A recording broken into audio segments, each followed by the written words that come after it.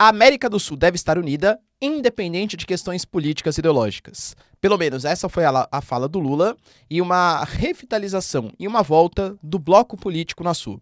Será que vai dar certo? Já adianto para vocês que é muito difícil, inclusive com algumas declarações do Lacalle Pou, presidente do Uruguai, condenando as falas do Lula acerca de Nicolás Maduro. Inclusive algumas propostas, como por exemplo uma moeda comum, podem assustar alguns países. Lembrando que os BRICS, mesmo não tendo uma interferência direta com essa relação com a América do Sul, pode ser uma espécie de fiador do negócio, vamos colocar assim. A união política da América do Sul, vamos ver em quais termos, está bastante próxima. Outra notícia importante também está relacionado à Rússia, que teve, pessoal, o maior ataque desde o início dos conflitos na sua capital, em Moscou. A gente está falando de 8 drones confirmados pelo Ministério da Defesa da Rússia e estima-se, segundo algumas fontes ocidentais, de 1 dúzia até 2 dúzias. Da onde vieram esses drones? Ataque da Ucrânia? Qual a resposta da Rússia? Inclusive o Putin falou que isso é uma manobra dos ucranianos e que alguma resposta de grande impacto vai ter contra Kiev e contra Zelensky. Se vocês querem entender um pouco mais sobre esses assuntos, e muito mais também sobre geografia, geopolítica, atualidades, política, polêmicas, enfim, tudo para você se manter sempre bem atualizado, já se inscreve no canal, deixa seu like, compartilha esse vídeo, que eu, professor Ricardo, conto muito com a sua ajuda. Belezinha? Pessoal, para quem não me segue no Instagram, hein, @prof_Ricardo Marcílio, me segue lá. E caso você queira ter acesso ao curso mais completo de Geografia Geopolítica e Atualidades da internet brasileira pelo preço mais competitivo, pessoal, menos de 70 centavos por dia. Tem acesso ali a resumos mensais, temas semanais, crise da Argentina, crise das Coreias, crise Mianmar, é só crise, né? Não tô brincando. Cara, vários temas da economia brasileira também, link na descrição. Eu tenho certeza que é o melhor custo-benefício da internet brasileira. Se você tiver acesso, você não vai se arrepender, tá? Assim, é praticamente 100% de satisfação, pelo menos, né, dos que conversam comigo, claramente. Tamo junto, pessoal. Link na... e também, né, quiser contribuir também financeiramente pro canal, afinal, esse é meu trabalho, né, meu emprego.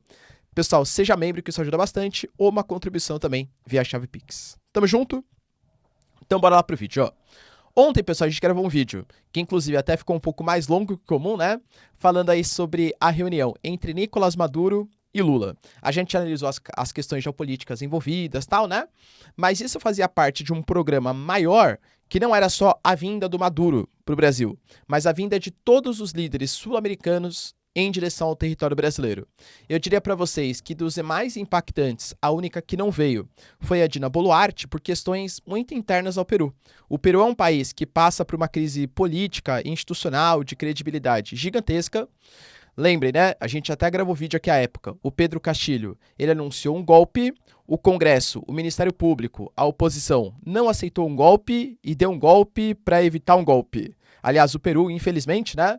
Aliás, a América Latina como um todo, excetuando alguns países que são um pouco mais estáveis, como o Brasil, Argentina, Uruguai e tal, eu diria que é a normalidade ao golpe. Períodos de estabilidade democrática que são mais difíceis. E o Peru, né, por conta dessa falta de representatividade da Dina Boluarte, mandou um representante, mas não efetivamente a presidente. Só que nessa reunião, agora, né, galera, desde a gente tá falando, né, de Gabriel Boric, tá falando de, por exemplo, do Gustavo Petro, da Colômbia, presidente de esquerda, mas também Guillermo Lasso, Lacalle Pou, Mário Abdo Benítez, que são presidentes mais à direita. Inclusive, é uma coisa que o Lula tentou reforçar desde o princípio, que essa volta do Nasul, que é a união política da América do Sul, ela deveria ser o menos ideológica possível. Lembrando, né, que, aliás, um comentário importante. Professor, é possível fazer isso? Quando há uma convergência política muito grande entre os países membros, eu até acho que fica mais fácil. Mas agora, você falar, galera, de uma América do Sul hoje, que tá dividida, né? Alguns governos mais à esquerda, mais à direita. Pô, legal, não vai ter ideologia? Mas e as declarações, por exemplo, do Lula falando sobre o Nicolás Maduro, que é uma questão de narrativa da Venezuela para tentar convencer que, na verdade, a Venezuela é uma democracia? Cara, entende? Uma coisa é você estabelecer relações diplomáticas, que infelizmente eu sempre falo, né? Geopolítica é o mundo da hipocrisia. Falei pra vocês ontem. Então a gente não vai negociar com nenhum país que fira princípios dos direitos humanos. A gente não vai negociar, por exemplo, com os Estados Unidos. Cara, o que eles fizeram na Líbia, o que eles fizeram no Iraque, no Afeganistão, até com parte da população interna também. É fato, né, com algumas minorias. A gente não vai negociar com os russos, com os chineses, não vai negociar com a Índia. Cara, cada país, né, tem ali o seu calo, vamos colocar assim, em maior e menor grau. ter um nível máximo de desrespeito aos direitos humanos que a gente vai respeitar para não estabelecer relações diplomáticas? Entende que é muito complicada essa premissa? Então o Brasil, que está tentando se colocar como essa liderança, por isso também chamou a Venezuela. Mas agora também entendo, né, que uma coisa é você chamar e estabelecer relações diplomáticas. O Macron fez isso, os Estados Unidos fez isso, o Maduro foi para a COP27, tá? Outra coisa é você falar que é uma narrativa a falta, né, de democracia vista pelo mundo da Venezuela. E foi justamente por conta dessa politização na fala do Lula ontem que o Lacalipou, ele anunciou que assinou os tratados que eu vou passar aqui para vocês, mas que discorda e que, aliás, não entende, né, da onde que surgiu essa ideia que a Venezuela é uma democracia. Então fez questão, eu até assino o acordo, mas com ressalvas porque eu não concordo com princípios políticos de alguns países aqui envolvidos. Esse é o fato, tá? Mas o Lula tentou fazer, né, galera, esse discurso de união, olha, a gente é um povo unido, a gente tem que se fortalecer, a América do Sul é super importante, é super relevante, é o subcontinente aqui das commodities, a gente tem uma importância geopolítica muito estratégica. E de fato tem, né? E dentre os princípios que foram colocados pelo Lula, o da moeda comum é o mais polêmico, eu vou deixar por último, mas ele também falou, por exemplo, de um processo de desburocratização de importação e exportação de produtos. Que eu, particularmente, cara, acho bem legal, né? Pô, a gente tá no mundo globalizado e tal. Quanto mais você tiver compra e venda de mercadorias, melhor para todos os países. Aumenta a circulação de capitais e, cara, até uma visão um pouco egoísta, o Brasil, como o principal mercado consumidor e um dos principais produtores da América do Sul, se beneficia colocando seus produtos nos nossos países vizinhos. Então, para o Brasil, é um ponto positivo se tiver um aumento da dinâmica comercial da América do Sul. Isso é fato, tá? Falou também de uma proposta de união, esse aqui é um pouco mais preocupante, vamos colocar assim, dos bancos de desenvolvimento nacional, a exemplo do BNDES. O BNDES, por exemplo, já foi cogitado em fazer algumas obras públicas na Argentina, já fez algumas obras públicas em outros países que não tinham histórico de bom pagador, tá? Só que daí eu quero ressaltar para vocês que aparentemente o Brasil ele aprendeu com os erros. A gente teve, por exemplo, uma declaração do próprio Haddad que o BNDES só faria investimentos, como por exemplo o gasoduto de Vaca Muerta, caso tivesse algum tipo de garantia, um fiador que o Brasil vai receber esse empréstimo de volta. E aí que entra ele, o NDB, o Banco dos BRICS. O Banco dos BRICS hoje tem a Dilma, né, como a presidente, e a Dilma já falou que ela quer estabelecer, ela quer que o NDB funcione como se fosse uma espécie de FMI, de Banco Mundial, não só para os países que fazem parte dos BRICS, mas para outros países que também queiram receber esses investimentos. Ou seja, você receber investimento do Banco dos BRICS não significa necessariamente uma união política com os BRICS. Tá certo que os BRICS já devem aumentar aí em cerca de 19 países, pelo menos essa é a previsão de algumas agências de notícia, tá? Na próxima reunião. Mas não obrigatoriamente empréstimos ou garantias de pagamento precisam necessariamente entrar para os BRICS. A Dilma falou, pessoal, de uma desdolarização da economia. A Dilma, como essa representante dos BRICS, falou em redução da desigualdade, de uma economia mais democrática, de investimentos internacionais. Então, penso eu, tá? Se o BNDES for fazer investimento em outros países, cara, que pelo menos tem algum tipo de garantia de pagamento, né? Que vai receber esse dinheiro. E, de fato, grande parte recebeu. A gente tomou calote aí de alguns países, galera, tá no site do BNDES, você pode dar uma olhada, é aberto para todo mundo, tá? Mas, assim, tendo garantia de pagamento, não vejo por que não fazer esses investimentos, tá? Ah, professor, mas é por questões políticas, ideológicas. Talvez a gente pudesse focar em acordos menos políticos e ideológicos, vai? Mas talvez esperar muito, independente de quem seja o presidente, tá? A parte política muitas vezes fala mais alto do que a parte lógica e pragmática. Falou também, galera, da questão do reforço da infraestrutura entre os países. Então, talvez o desenvolvimento de uma ferrovia interoceânica que conecte o Oceano Pacífico e o Oceano Atlântico, o reforço, por exemplo, de rodovias, hidrovias e por aí vai. Falou de prevenção contra mudanças climáticas e também respeito às questões ambientais e também da reativação do Instituto Sul-Americano de Governo em Saúde, que é uma ideia de união política dos países sul-americanos para fazer campanhas de vacinação em conjunto, para fazer políticas de prevenção a algumas doenças, por exemplo, sei lá, a questão do sarampo, cara, que estava relacionada à fronteira Brasil e Venezuela. Então, algum tipo de governança internacional para reforço da saúde e divulgação de campanhas de vacinação, talvez até investimentos em setores de saúde de cada um dos países, com um plano global, um plano da América do Sul. Falou também, galera, de criar um mercado sul-americano de energia, e aí essa compra e venda de energia, de petróleo, de barris, poderia ser feito por meio de uma espécie de atacado, barateando o custo ou até mesmo uma interligação de cada um dos recursos. Então, por exemplo, a Argentina tem bastante gás, pô, que exporte o gás, a Bolívia tem, a Venezuela tem petróleo, a Colômbia tem petróleo, o Suriname tem petróleo. Então, fazer um mercado comum ali de gás e petróleo para interligação das Américas. Falou, galera, de uma questão da mobilidade educacional, então facilitar intercâmbio de estudantes, facilidade, por exemplo, no visto, né, de estudos em universidades, enfim. E falou também de um projeto de defesa em conjunto para combate ao narcotráfico, né, não posso falar essa palavra, mas a questão dos entorpecentes, aí vamos colocar assim, passeando em fronteiras, da questão da permeabilidade da fronteira para a migração ilegal, para a questão dos refugiados, para a questão também do tráfico de animais, por exemplo. Tudo isso, galera, sendo colocado como pontos em comum para a América Latina. Por isso que eu falei, o Lacalle-Pou, aparentemente, ele ficou interessado, né, que é um cara mais liberal, uma visão mais empresarial da coisa, o cara mais à direita, ficou satisfeito com as propostas de uma revitalização do Unasul, mas deixando bem claro, é uma união política enquanto tiver benefícios políticos e econômicos para o Uruguai. Não me faça compactuar com governos, por exemplo, como o governo da Venezuela. E para finalizar, o ponto mais polêmico dessa reunião, que foi a questão da instalação de uma moeda comum. Não ficou muito claro, tá? Não ficou muito claro se essa moeda comum vai ser entre os países da América do Sul, tá? Ou se vai ser a moeda comum que está sendo negociada com os BRICS também. Então vamos falar das duas possibilidades. Professor, você acha legal desdolarizar a economia? Eu acho que sim, é interessante, tá? Não que a gente tenha que tirar completamente o dólar da nossa economia. Afinal, o dólar ainda hoje é a moeda global, ainda hoje é a moeda, mesmo com todos os defeitos, né, do Tesouro Americano, impressão de papel moeda, é a moeda que é mais utilizada no mundo para as transações bancárias, sistema SWIFT, enfim, tá? Só que a gente sabe também que só o dólar como moeda de circulação dá muito poder até para os americanos, geopoliticamente falando, para conseguir estabelecer sanções, estabelecer punições, para manipular a economia mundial com a sua política de juros, valorização cambial. Então é fato, galera, que assim, você ter outras alternativas, seja o euro, seja o yuan, seja essa moeda comum, por exemplo, que vai ser utilizada, possivelmente, entre os países dos BRICS, pô, eu particularmente acho que é um negócio interessante. Quanto mais alternativa, menos dependente você fica de um só país. E, de novo, não é que eu sou contra o dólar. Eu sou contra a diversificação. Eu sou a favor da diversificação, que são coisas completamente diferentes. Só que uma moeda comum dos países da América do Sul deveria ser muito bem pensada, por quê?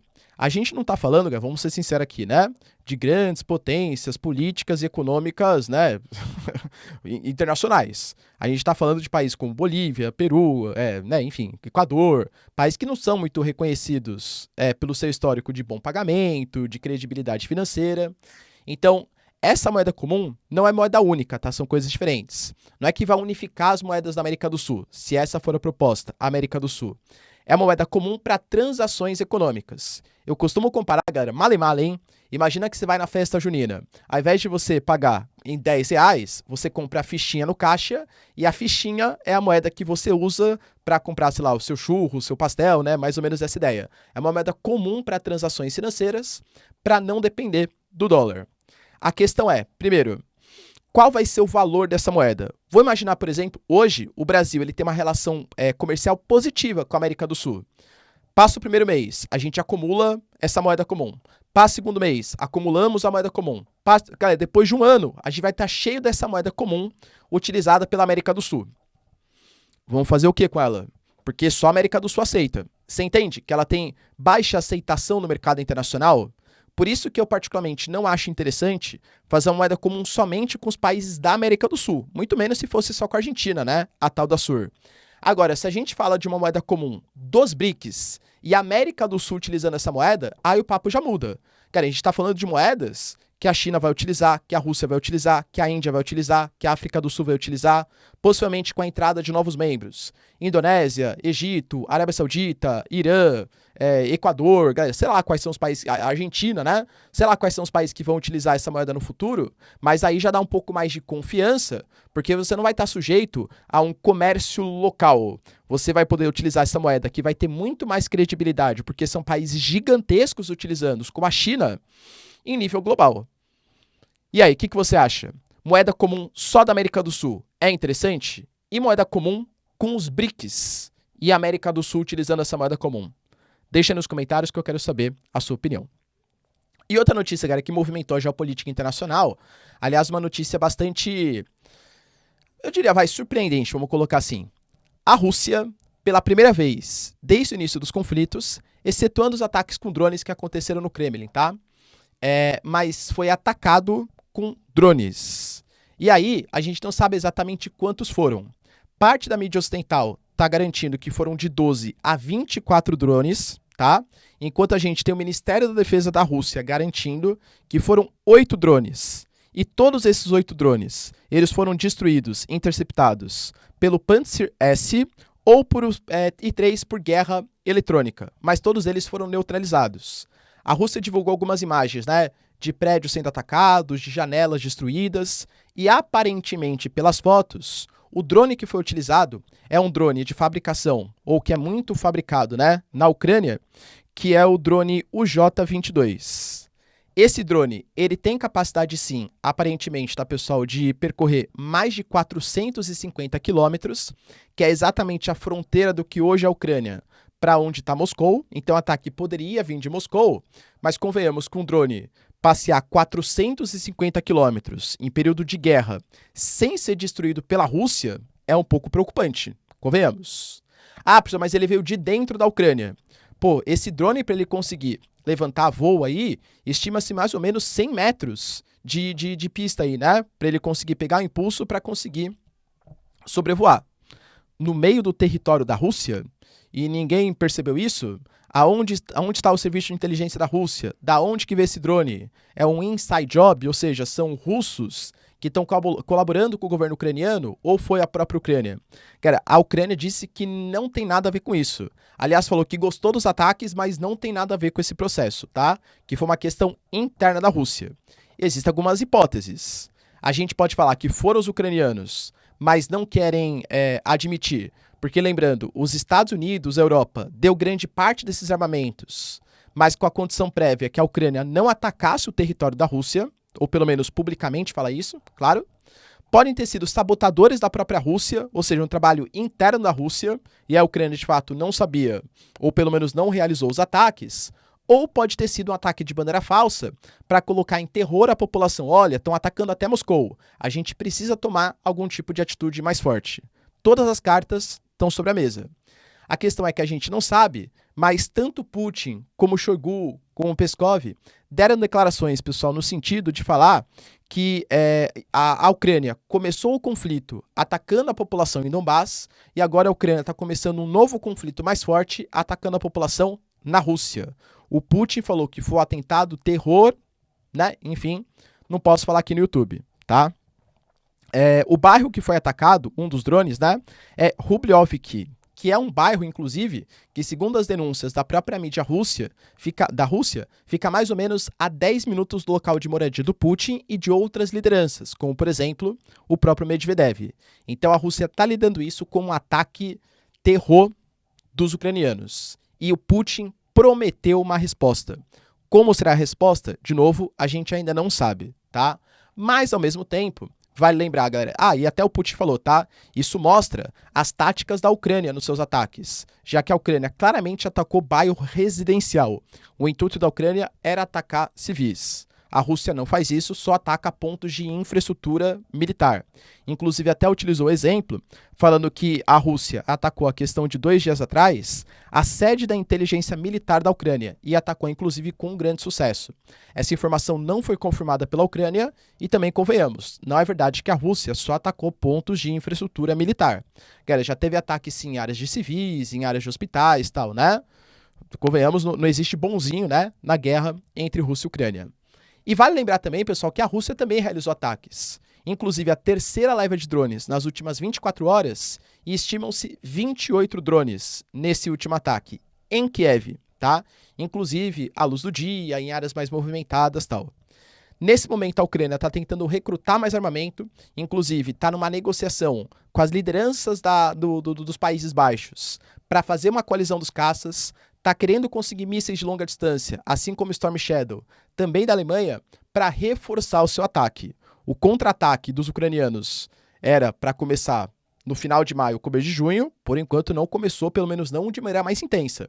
Já foi anunciado pelo Ministério da Defesa, já foi visto alguns ataques locais, mas por enquanto não começou. O que está faltando para começar, segundo a Ucrânia? Deixa aí nos comentários, quero saber a sua opinião. No mais, galera, se vocês curtiram o vídeo, tamo junto, beijos, abraços e tchau, tchau.